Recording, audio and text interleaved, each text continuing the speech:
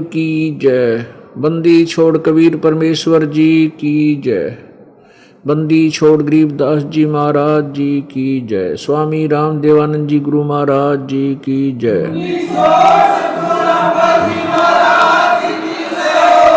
सर्व संतों की जय, सर्व भक्तों की जय, धर्मी पुरुषों की जय।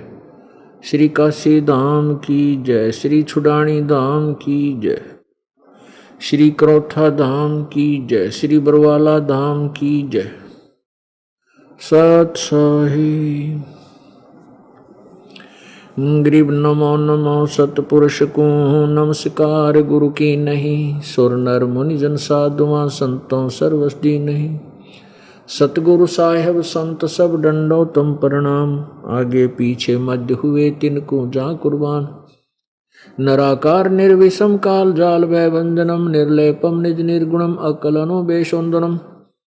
सोहम सुरति समाप्तम सकल समाना नीरतलय उज्ज्वल हिरंबर हरदमम बेपरवा अथाह वार पार नहीं मध्यतम।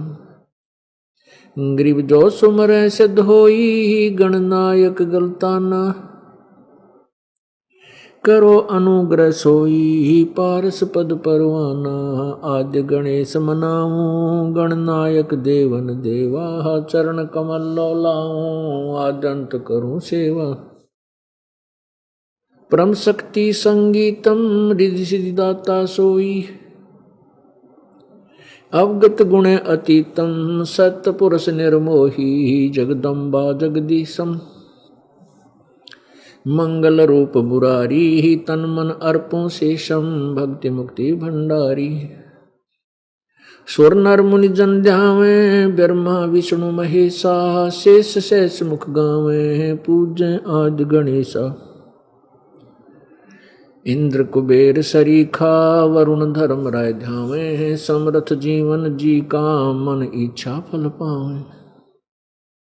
33 कोटि आधारा ध्यावे 88 उतरे बहु जल पारा। कट है यम की फांसी। 33 कोटि आधारा ध्यावे 88 उतरे बहु जल पारा। कट है यम की फांसी। सत साहिब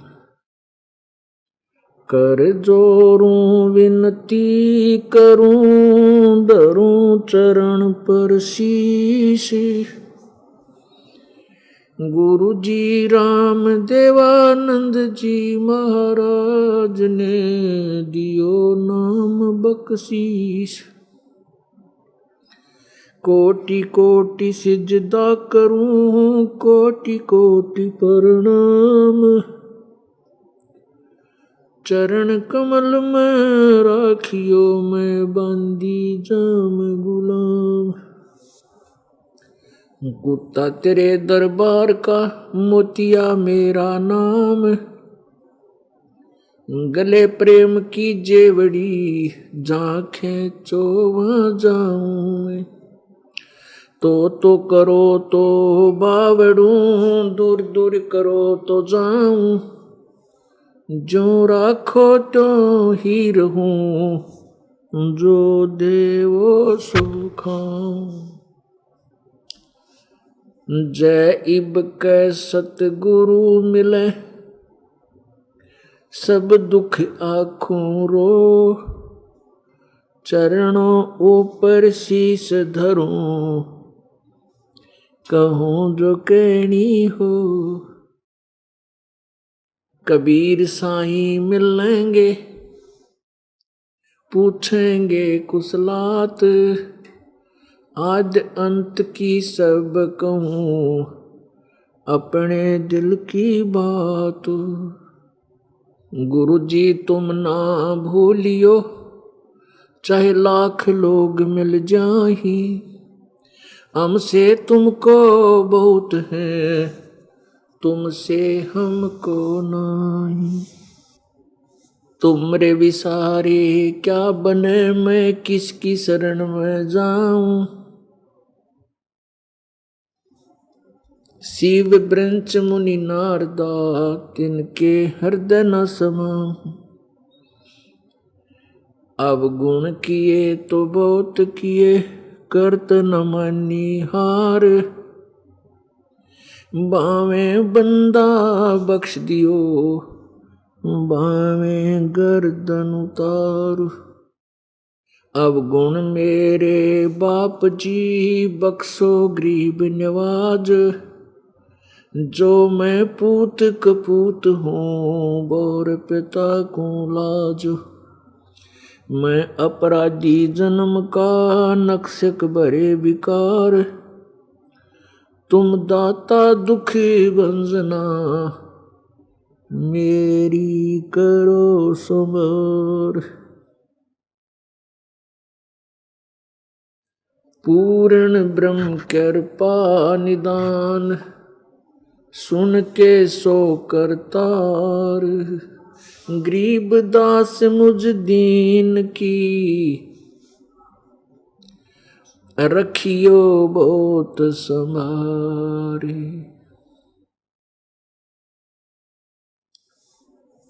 बंदी छोड़ दयाल जी, तुम तक हमारी दौड़े। जैसे काग जहाज का, सूझत और न ठोरी। राम नाम रटते रहो, राम नाम रटते रहो। जब तक घट में प्राणी, कब हो तो दीन दयाल के, भनक पड़ेगी कान। राम रटत कोड़ी भलो, चू चू पड़े जो चाम। ये सुंदर शरीर किस काम का, जा मुख नाही नाम। राम रटत दारिद्र भलो, टूटी घर की छान। वो सुंदर महल किस काम के, जहाँ भक्ति नहीं भगवान। राम रटत कन्या भली, साकट भला न पूत। छेरी के गल में गलथना, जिसमें दूध न मूत। मानुष जन्म पाय कर, जो नहीं रटे हरि नाम। जैसे कुआ जल बिना, बनवाया क्या काम। परमपिता परमात्मा, सारी सृष्टि के रचनहार, कुल मालिक कबीर देव, कबीर परमेश्वर, अल्लाहु अकबर, वो प्रत्येक युग में अपने सतलोक से चलकर इस काल के लोक में, पृथ्वी आदि लोकों में आता है। सहशरीर आता है, सहशरीर चला जाता है। वो परमेश्वर सतयुग के अंदर सत्सुकृत नाम से सुप्रसिद्ध होता है। पूरे युग में सत्सुकृत नाम से ही उनकी प्रसिद्धि होती है। वही पूर्ण परमात्मा, पूर्ण ब्रह्म, परमक्षर ब्रह्म त्रेता युग में मुनिंदर नाम से सुप्रसिद्ध होता है। पूरे युग में मुनिंदर नाम से ही उनकी प्रसिद्धि रहती है। वही परमेश्वर द्वापर युग में करुणामय नाम से प्रसिद्ध होते हैं। सहशरीर आते हैं, सहशरीर चले जाते हैं, और पूरे द्वापर युग में उनकी करुणामय नाम से प्रसिद्धि रहती है। प्रत्येक युग में परमात्मा ऐसे आते हैं। इसी प्रकार कलयुग में वे परमेश्वर अपने वास्तविक यथार्थ वेदों उक्त नाम से प्रसिद्ध होते हैं, प्रकट होते हैं। वेदोक्त नाम से प्रसिद्ध होते हैं कबीर देव। वेदों में उस परमेश्वर का नाम कबीर देव लिखा है, कबीर देव। हम उसे कबीर देव कहने लगे, कबीर वह को वह बोलने लगे, और इसी प्रकार अपभ्रंश होकर के परमेश्वर का नाम हम कबीर साहब बोलने लगे। देव माने साहब, परमेश्वर परमात्मा, तो हम कबीर साहब कहने लगे और लिखने भी लगे कबीर साहब। वेदों में उसे कबीर देव, कबीर अग्नि, कबीर अमितोजा, कबीर मनीषी आदि नामों से संबोधित किया गया है। वो परमेश्वर इस कलयुग में, वर्तमान चल रहे कलयुग में, बनारस अर्थात काशी शहर में, पवित्र भारतवर्ष की पवित्र धरातल पर सहशरीर अवतरित हुए। बनारस शहर के लहर तारा नामक एक तालाब में विकसित कमल के फूल पर वे एक शिशु रूप धारण करके प्रकट हुए। उनको नीरू नीमा नाम के जुलाहा, जो निसंतान थे, परमेश्वर को बालक रूप में अवतरित नवजात शिशु को उठा ले गए। पुत्रवत परवरिश की, और जब परमात्मा छोटी ही आयु के थे उसी समय से अपने उद्देश्य की पूर्ति के लिए वो जिस लिए आते हैं उस तत्व ज्ञान का प्रचार करने लग गए थे। परंतु परमात्मा को एक बालक समझकर उनकी उन गूढ़ रहस्य युक्त वचनों पर, बातों पर किसी ने ध्यान नहीं दिया। लेकिन परमात्मा अपना उद्देश्य पूरा करके चले गए। उन्होंने अपनी उस अमृतवाणी को लिपिबद्ध करवा दिया। वही अमृतवाणी आज पवित्र सदग्रंथों से, जैसे पवित्र चारों वेद, पवित्र श्रीमद् भगवत गीता जी, पवित्र 18 पुराण आदि सभी ग्रंथों से मेल खा रही है। जो इन सदग्रंथों के अंदर यथार्थ ज्ञान लिखा हुआ है वही परमेश्वर ने अपनी कबीर वाणी में अर्थात अपने उस सच्चिदानंद घन परमेश्वर के द्वारा उच्चारित वाणी में अर्थात तत्व ज्ञान में पहले ही भरा हुआ था, लिखा हुआ था, जो हम नहीं समझ सके क्योंकि हमारे पूर्वज अशिक्षित थे और शिक्षा का अधिकार केवल एक ब्राह्मण वर्ग को था, जो कि संस्कृत को पढ़ने का। अन्य भाषा तो कोई भी पढ़ सकता था, लेकिन संस्कृत भाषा को केवल ब्राह्मण वर्ग ही पढ़ सकता था। और सभी सदग्रंथ संस्कृत भाषा में लिपिबद्ध थे। इसलिए जन साधारण ये नहीं समझ सका कि कबीर परमेश्वर, कबीर देव, अल्लाह अकबर जो अपनी साधारण भाषा में बोल रहे हैं, ये ज्ञान हमारे सदग्रंथों में विद्यमान है। कारण यही रहा कि जो ब्राह्मण लोग थे वो सदग्रंथों को समझ नहीं सके। वो संस्कृत अवश्य जानते थे, वो सदग्रंथों से अपरिचित थे, केवल संस्कृत भाषा जानते थे। अब भाषा का ज्ञान होना अन्य बात है और सदग्रंथों यानी आध्यात्मिक ज्ञान होना ये विशेष बात है। परमात्मा कहते हैं सतगुर बिन काहू न पाया ज्ञाना, ज्यों थोथा बुझ छड़े मूड किसाना। क्योंकि समझदार किसान तो थोथा बुझ छड़ नहीं सकता। अनजान व्यक्ति जैसे किसी ने धान निकाल लिए हों और उस दानों के ढेर निकले हुए उस भूस पर, पराल पर, उस पर ऐसे झाड़ रहा है, पकड़ पकड़ कर मोगरे मार रहा है, कूट रहा है, उसे कुछ भी हासिल नहीं होना, उसको कुछ भी प्राप्ति नहीं होनी। इससे सिद्ध है कि जो वो क्रिया कर रहा है वो व्यर्थ है। ऐसे ही परमेश्वर पूर्ण परमात्मा स्वयं ही तत्वदर्शी संत रूप धारण करके आते हैं और यथार्थ ज्ञान को वेदों और पवित्र सदग्रंथों को वही समझाते हैं। उसमें उनकी भाषा इसलिए सिंपल रहती है क्योंकि संस्कृत के पढ़ने में बैन लगा होता है, केवल एक ही वर्ग पढ़ रहा होता है। इसलिए परमेश्वर अपनी साधारण भाषा में उन वेदोक्त अन्य सदग्रंथों में लिखित उसी ज्ञान को अपनी साधारण भाषा में बोलते हैं, लिखते हैं और लिखवाते हैं। परमेश्वर को ना पहचान कर हम उनके उस तत्व ज्ञान को, उस अमृत ज्ञान को, अमृतवाणी को विशेष महत्व नहीं देते और उन अज्ञानी ऋषियों, महर्षियों, संतों, ब्राह्मणों, गुरुओं की, उन संस्कृत के जानने वालों को हम वेदों के ज्ञाता, सदग्रंथों के ज्ञाता मानकर उनकी सदग्रंथों विरुद्ध दिए गए उस दंत कथा को, वेद सदग्रंथों के विरुद्ध जो कथाएं वो सुनाते थे, उनको हम सत्य मान लेते हैं। वो परमेश्वर आकर के फिर यथार्थ ज्ञान देते हैं।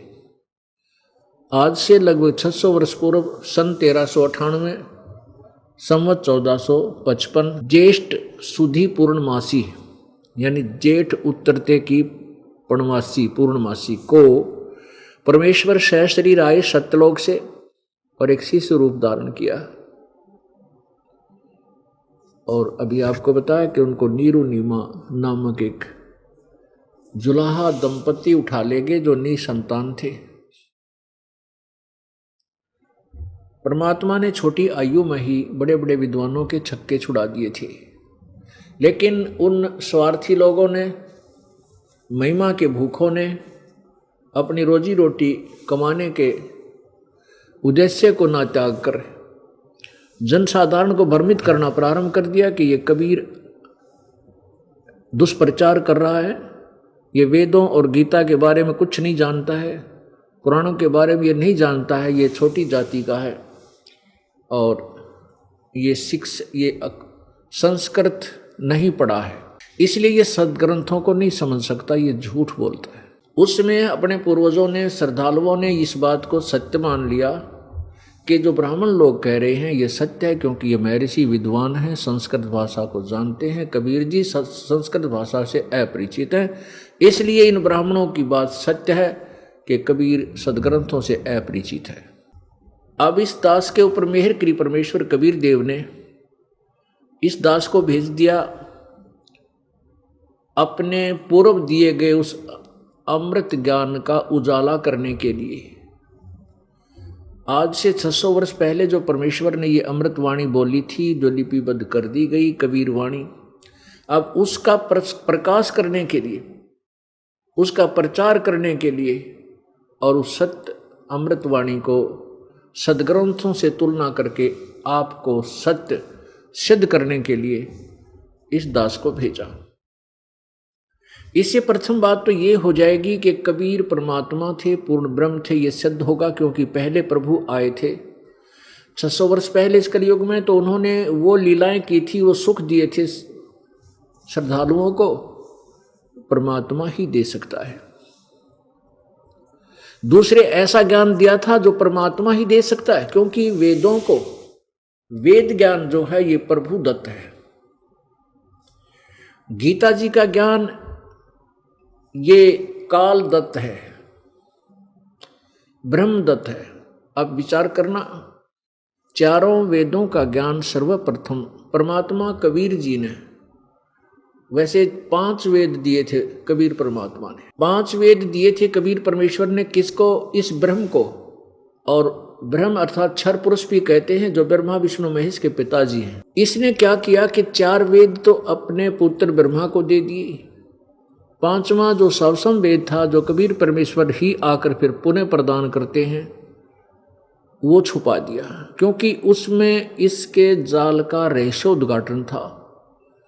इसके रहस्यों का जो है पर्दा हटा था। ये काल है, 1 लाख मानव शरीरधारी प्राणियों को नित्य खाता है, इसकी उत्पत्ति आदि उस सवसम वेद में लिखी थी। तो काल ने इस डर से कि कहीं मेरे अंतर्गत किस ब्रह्मांड के प्राणियों को ये ज्ञान हो जाए कि मैं काल हूँ और इनको खाने के लिए बांधे बैठा हूँ, तो कहीं ये मेरे से विमुख होकर के जब परमेश्वर आवे सारे के सारे उसी के चरणों में ना लग जाएं। इसलिए इस काल ने यथार्थ ज्ञान से हटाकर भ्रमित ज्ञान श्रद्धालुओं में प्रवेश कर दिया। इसलिए जो वेदों का ज्ञान है वो परमेश्वर कबीर जी ने दिया था। किसको? इस ब्रह्म क्षर पुरुष को, जो 21 ब्रह्मांड का परमात्मा प्रभु है, स्वामी है। और इसने अपने पुत्र ब्रह्मा को इन 4 वेद दे दिए, 5वां छुपा लिया। तो चारों वेदों का ज्ञान परमेश्वर द्वारा दिया गया है ब्रह्म को, और ब्रह्म ने आगे अपने पुत्र ब्रह्मा को दिया। ब्रह्मा ने जैसा भी वेदों को जाना समझा, उसके आधार पर इसने अन्य श्री विष्णु जी आदि को, श्री शिव जी, श्री शंकर जी आदि को, शिव जी आदि को इसने आगे भेद बताया। और अपने वंशजों को, ब्राह्मणों को, ऋषियों को, महर्षियों को भी ब्रह्मा ने ही ज्ञान दिया। और ब्रह्मा जी देवी भागवत महापुराण 3 स्कंद में कहता है कि अपने पुत्र नारद से बता रहा है कि मैं जब मेरी उत्पत्ति हुई, मैं कमल के फूल पर बैठा था। मैं कमल के फूल पर बैठा था, मुझे नहीं मालूम मैं कहाँ से आ गया, कौन मेरा जनक है, किसने मुझे उत्पन्न किया है। तो उस समय आकाशवाणी हुई कि तप करो, तप करो। तो ब्रह्मा जी ने उस आकाशवाणी को परमात्मा की वाणी जानकर, क्योंकि ब्रह्मा को कुछ पता ही नहीं था ये बोल कौन रहा है, तो उसको परमात्मा की वाणी जानकर, परमेश्वर की वाणी आदेश जानकर के तपस्या की 1000 वर्ष तक। फिर आकाशवाणी हुई कि सृष्टि करो। ब्रह्मा कहता है कि मैंने सोचा किसकी सृष्टि करूं, कोई पानी जल ही जल है, पृथ्वी है नहीं। तो उस समय कमल का डंठल पकड़ कर मैं नीचे गया, मधु और कैटब नामक राक्षस से डर के। तो नीचे शेष नाग की सैया पर सोया हुआ मुझे एक चतुर्भुज प्रभु मिला। वो श्री विष्णु जी थे, और श्री विष्णु जी के नाभि के से निकले हुए कमल से ब्रह्मा उसके ऊपर बैठा पाया अपने आप को, इसलिए उसने कमल जय नाम रख दिया ब्रह्मा का, कि कमल से उत्पन्न होने वाला। तो नीचे विष्णु जी अचेत थे, वो बेहोश थे, कोमा में डाल रखे थे दुर्गा और काल अर्थात ब्रह्म ने। कुछ देर के कुछ ही क्षणों में श्री विष्णु जी के शरीर से एक देवी निकली और वो आकाश में दिखाई देने लगी। सब आभूषण पहने हुए थी, सुंदर कपड़े डाल रखे थे, सुंदर शरीर था। जो ही विष्णु जी के शरीर से वो देवी निकली, वो कौन थी? वो दुर्गा थी। अन्य रूप धारण करके वो विष्णु जी के शरीर में प्रवेश थी। जैसे प्रेत प्रवेश कर जाते हैं दूसरी शरीर में, और वो आत्मा अचेत हो जाती है, कई घंटों तक शुद्ध नहीं आती उसको। ऐसी स्थिति में वो प्रेतनी की तरह दुर्गा श्री विष्णु जी के शरीर में प्रवेश थी, और श्री विष्णु जी सचेत हो गए। अब इतने में फिर विष्णु जी ने उन 2 राक्षसों मधु और कैटब के साथ युद्ध किया, और मधु कैटब को मार के श्री विष्णु जी और ब्रह्मा वहां 2 थे, इतने में शंकर भी वहीं आ गया। भगवान शंकर भी वहीं प्रकट हो गए। अब पुण्यात्माओं, हमने इस तत्व ज्ञान से निष्कर्ष निकालना है सदग्रंथों से कि ब्रह्मा, विष्णु और महेश ये तीनों एक विभाग के प्रभु हैं एक ब्रह्मांड में। ये एक ब्रह्मांड में 3 लोकों में एक एक विभाग के प्रभु हैं। रजगुण विभाग का ब्रह्मा जी क्योंकि रजोगुण है, और सतगुण विभाग के विष्णु जी क्योंकि ये सतोगुण है और सतोगुण युक्त है, और तमगुण विभाग के भगवान शंकर जी क्योंकि ये तमोगुण युक्त हैं। और फिर दुर्गा ने इनकी शादी की अपने 3 रूप अन्य धारण करके, एक एक देवी रूप में इनको दे दी। ब्रह्मा को सावित्री, विष्णु को लक्ष्मी और शंकर को पार्वती उमा। इन तीनों से इस काल की सृष्टि प्रारंभ हो गई। कुछ अन्य दुर्गा ने भी अन्य अपने शब्द वचन से भी कुछ प्राणी उत्पन्न किए। और ब्रह्मा को 1000 वर्ष तप कराया, तो ब्रह्मा के शरीर से भी कुछ वचन से ही दुर्गा के द्वारा दिए गए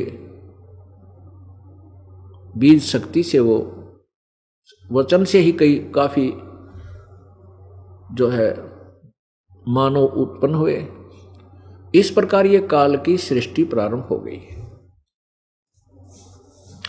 अब कहने का भाव यह है कि अब आगे जो पुराणों की रचना हुई है, ये पुराणों की रचना श्री ब्रह्मा जी द्वारा की गई। ब्रह्मा जी ने ये ज्ञान दिया। 18 पुराणों को एक ही ज्ञान कहा जाता है, एक बोध। 14 बोध हैं, 18 बोध हैं। उन 18 बोधों में से एक बोध 18 पुराण है, ऐसे समझो। तो ये ब्रह्मा जी द्वारा दिए गए ज्ञान को आगे अन्य ऋषियों ने कुछ अपने विचार मिक्स करके उनको 18 भागों में विभाजित कर लिया। उनका अलग अलग से भिन्न भिन्न नाम रख दिया। किसी का देवी पुराण, श्री देवी पुराण, किसी का श्री विष्णु पुराण, किसी का श्री शिव पुराण, किसी का श्री ब्रह्मा पुराण, किसी का श्री मार्कंडेय पुराण आदि आदि। लेकिन ये ज्ञान ब्रह्मा जी द्वारा दिया गया मूल ज्ञान है। अन्य ऋषियों ने अपने अनुभव को इसमें जोड़ दिया, इसलिए उसका लेखक, उनका वक्ता उसी ऋषि को मान लिया गया। जैसे श्री विष्णु पुराण का वक्ता श्री पाराशर ऋषि है और लेखक वेद व्यास जी हैं, वक्ता हैं, लेकिन ज्ञान किसने दिया? वो ब्रह्मा जी ने। ब्रह्मा जी से दक्षादि ऋषियों ने प्राप्त किया। दक्षादि ऋषियों ने शाश्वत को, शाश्वत से फिर आगे पृथुत को, पृथुत से फिर पराशर ने प्राप्त हुआ। इस तरह यानी इन पुराणों में कुछ मिल करके ये और ज्यादा विस्तृत बन गए। अब हमने जो यथार्थ ज्ञान है उसको ग्रहण करना है। पुराणों में जो ब्रह्मा जी ने ज्ञान दिया है सीधा, वो ज्ञान ब्रह्मा जी का वो ज्ञान है जो होश में सचेत होने के बाद का है। वो उसने जो बोला है वो उसका बोला हुआ है, ये ठीक है। ये ठीक नहीं है कि जो उसने बोला पुराण में लिखा वो सही है, नहीं। उस सही है या ठीक है वो तो वेदों से तुलना करेंगे, शवशम वेद से मिलाएंगे, तब उसको जो ब्रह्मा जी ने जितना बोला है, वो ब्रह्मा ने जो बोला है वो बोला उसने है, ये सही है। ना कि ब्रह्मा ने जो कहा वो पुराण ठीक है, पुराण ज्ञान ठीक है, नहीं। उस ठीक है या गलत है, उचित है या अनुचित है, उसकी तुलना शवशम वेद और इन चारों वेदों से की जाएगी, तो वो ज्ञान सही होगा जो ब्रह्मा ने बताया पुराणों में। तो हमने ऐसे देखना जैसे ब्रह्मा विष्णु महेश ये 3 देवता हैं और इनके पुत्र जो ऋषि, महर्षि, ब्राह्मण, ये ब्रह्मा के पुत्र हैं। तो जो ज्ञान वेदों में है, पवित्र 5 वेदों में, 4 वेद तो यजुर्वेद, ऋग्वेद, सामवेद, अथर्ववेद, और 5वां वेद ये शवशम वेद है। इनमें जो ज्ञान है वो ज्ञान प्रभुदत्त है। जो गीता जी का ज्ञान है वो ब्रह्म द्वारा दिया गया है। अब गीता जी के ज्ञान में जो ज्ञान वेदों से मिलता है वो बिल्कुल सही है, और जो ज्ञान वेदों से नहीं मिलता है और श्री कृष्ण जी में प्रवेश करके इस ब्रह्म ने, ज्योति निरंजन ने अर्थात क्षर पुरुष ने ज्ञान बोला, प्रेत की तरह प्रवेश करके श्री कृष्ण जी के शरीर में, तो उसने युद्ध करवाने के लिए जो अटकलबाजी की, वो ज्ञान वेद विरुद्ध है। तो वो गीता जी का ज्ञान वेदों से भिन्न है। वो काल का अपना दिया हुआ अपना अनुभव है। और वेद ब्रह्म ने जो दिए हैं ये परमात्मा के दिए हुए एज इट इज दिए हैं।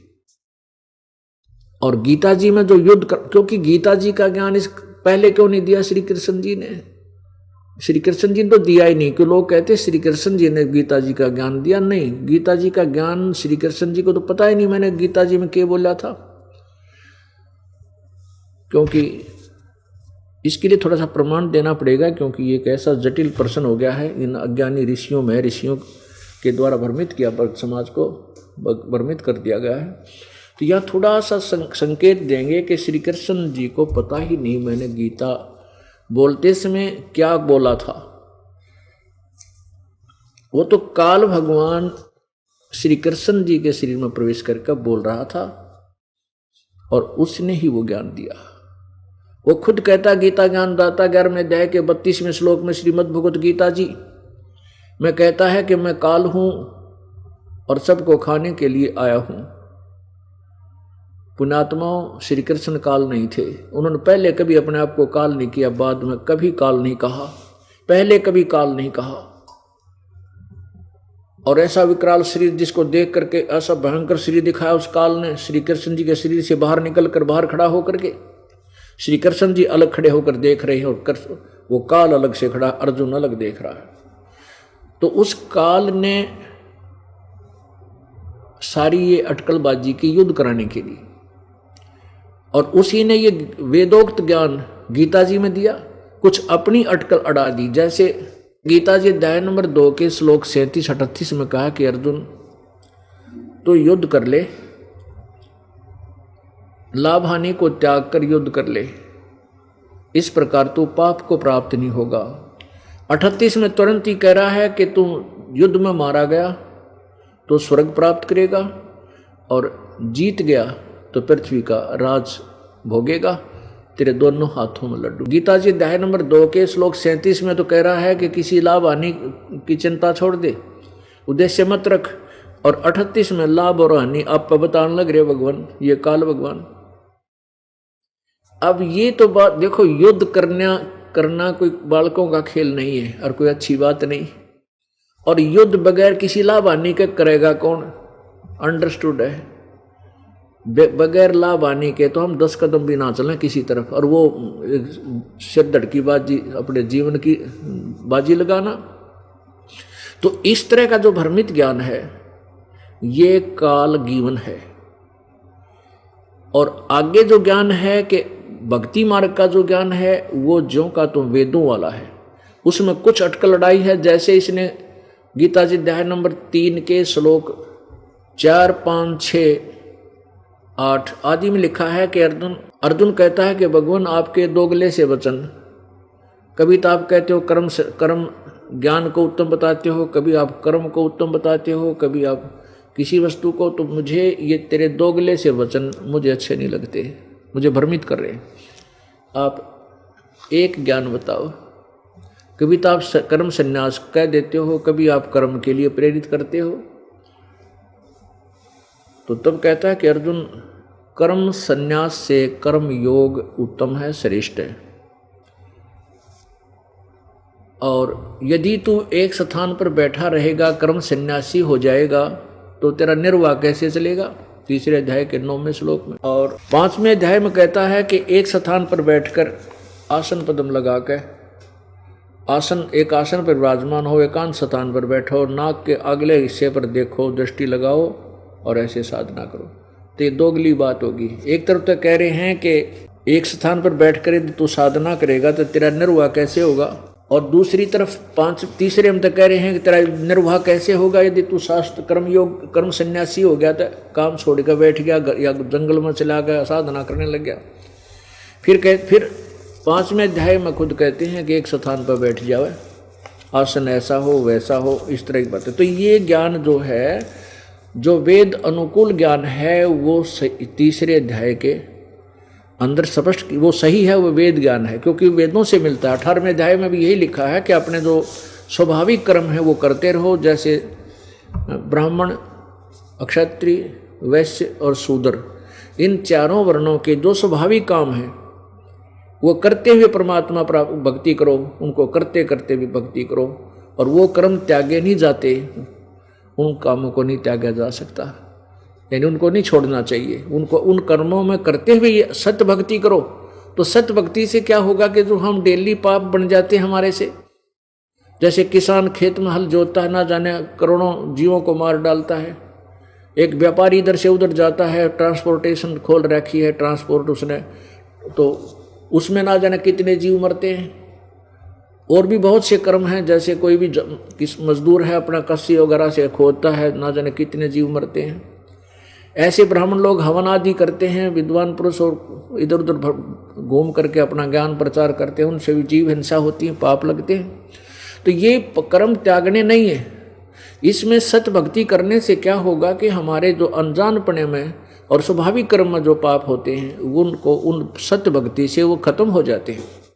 जैसे हम प्रतिदिन कपड़ा पहनते हैं, कपड़ा मैला होता है तो होगा हो तो क्योंकि हम, लेकिन उसका साबुन और पानी से हम उसको धोएंगे जल से तो डेली साफ हो जाएगा, डेली साफ करेंगे तो स्वस्थ रहेगा, स्वच्छ रहेगा। इसी प्रकार हम सत भक्ति करेंगे तो अपने स्वाभाविक कर्म करते हुए भी हम पाप को प्राप्त नहीं होंगे, और शास्त्र विरुद्ध साधना करेंगे तो वो हमें कोई लाभ होना ही नहीं। तो फिर वो सारे पाप भी लगेंगे, जो स्वाभाविक कर्म वाले भी वो भी पाप लगेंगे, क्योंकि आपके पास वो साबुन और जल नहीं है।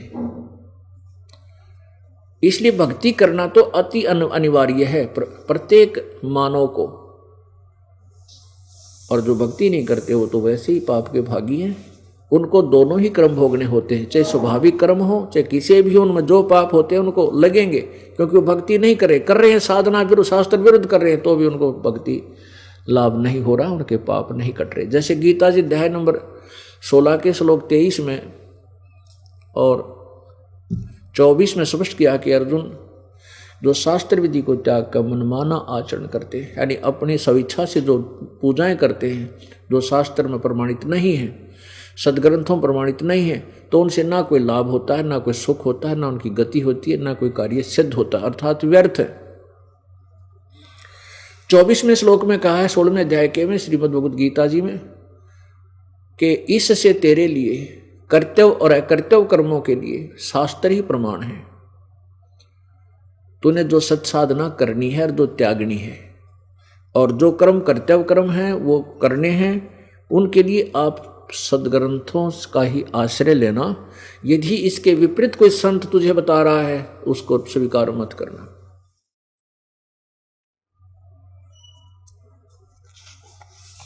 तो इस प्रकार जो शास्त्र गीता जी में जो ज्ञान है, अब देखिएगा श्रीमद् भगवत गीता,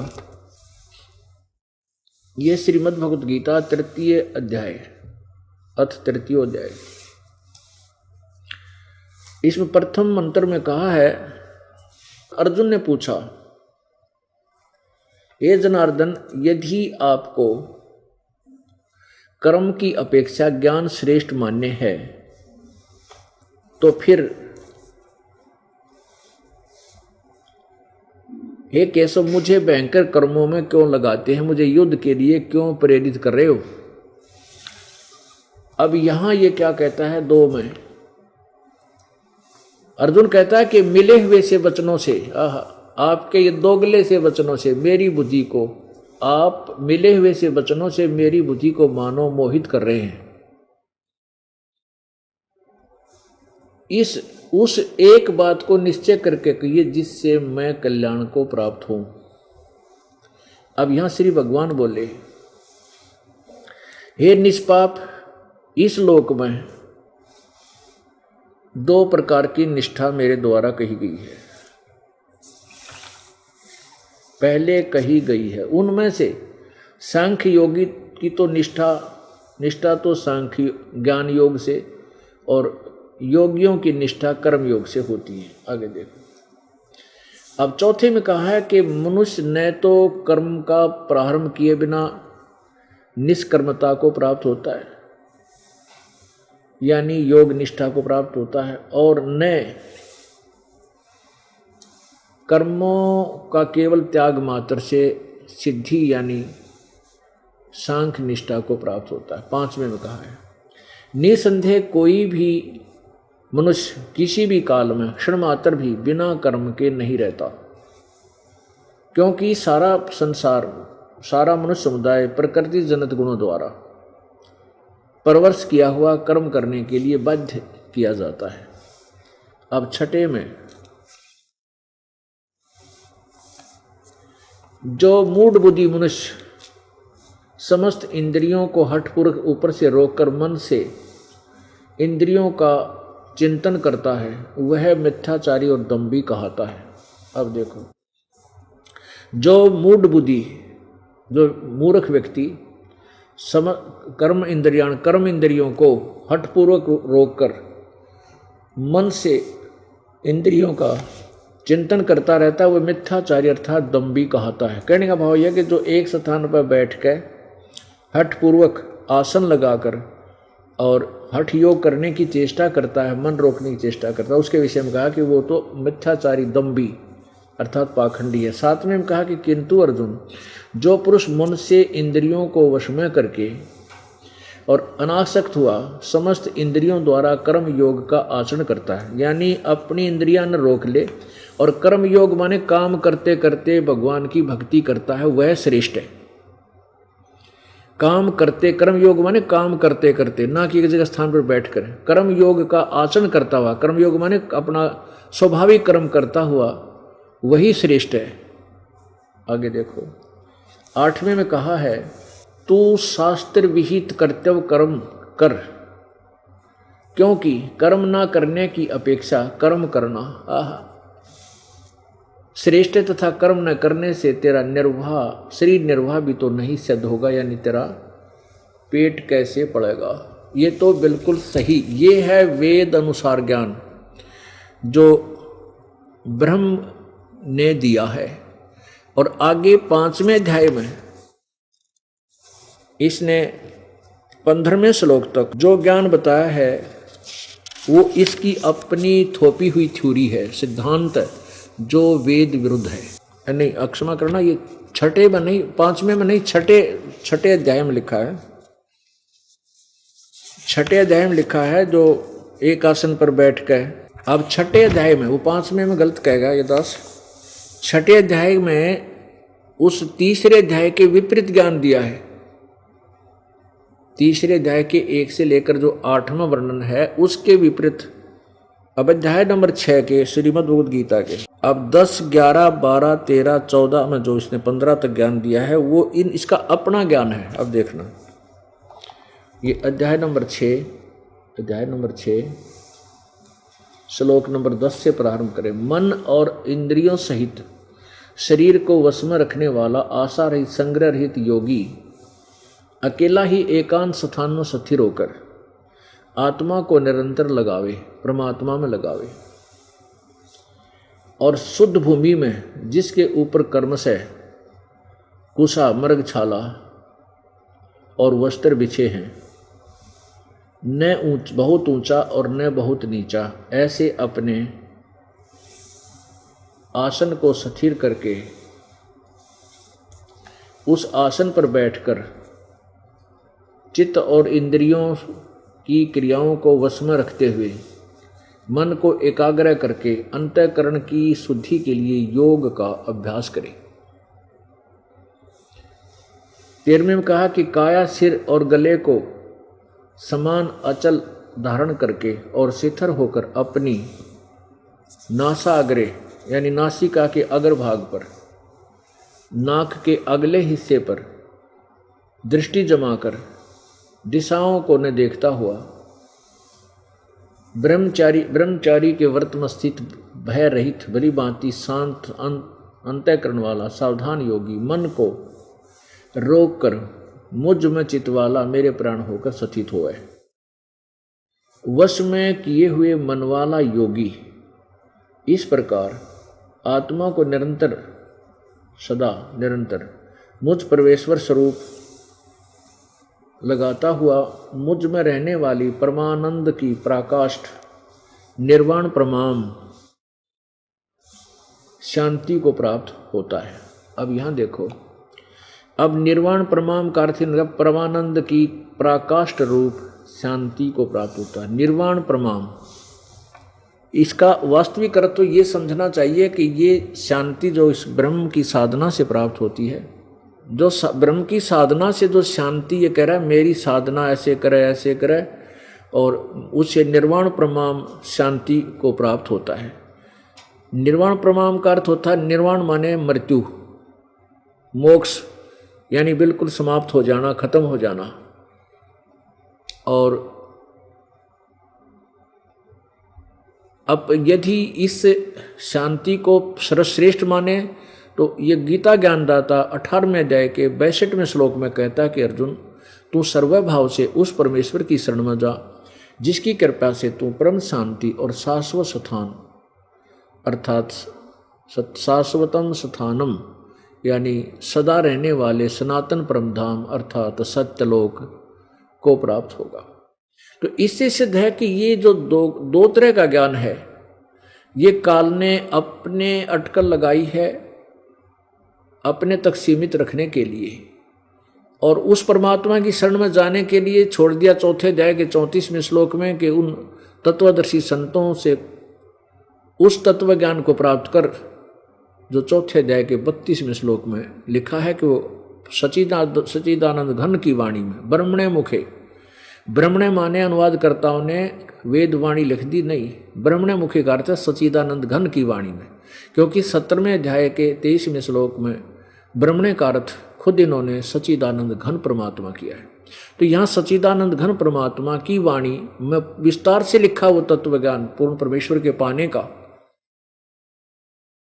तो उस ज्ञान को तत्वदर्शी संतों के लिए छोड़ दिया। इसलिए इस काल ने अपने यहाँ उलझाए रखने के लिए अपने सत्र का ज्ञान और अपना भी विधान अलग से वेदों के विरुद्ध भी बताया है और वेदों अनुसार भी बताया है। तो इस गीता जी में जो वेदों विरुद्ध जो ज्ञान है, जैसे अधिक नहीं है, जो युद्ध कराने के लिए और काल को यहाँ अर्जुन को यहाँ भ्रमित रखने के लिए इसने कुछ एक ज्ञान ऐसा दे दिया जो अभी तक सुलझ नहीं रहा था। इस दास पे कृपा की परमात्मा ने अब ये ज्ञान बिल्कुल क्लियर हो जाएगा, स्पष्ट हो जाएगा और कोई भ्रमना, कोई इसमें संदेह नहीं रहेगा। तो कहने का भाव ये है कि अब ये समझना हमने, अब देखिएगा 16वें श्लोक में फिर स्पष्ट करता है ये काल कि अब फिर कहता है कि न तो एकांत स्थान पर बैठने से योग पूर्ण हो सकता, और खुद कह भी रहा है कि एकांत स्थान पर बैठो। अब देखो इसी के 6 के 16वें में देखो, अध्याय नंबर 6 के श्लोक 16 में, अब 15 हमने पढ़ लिया।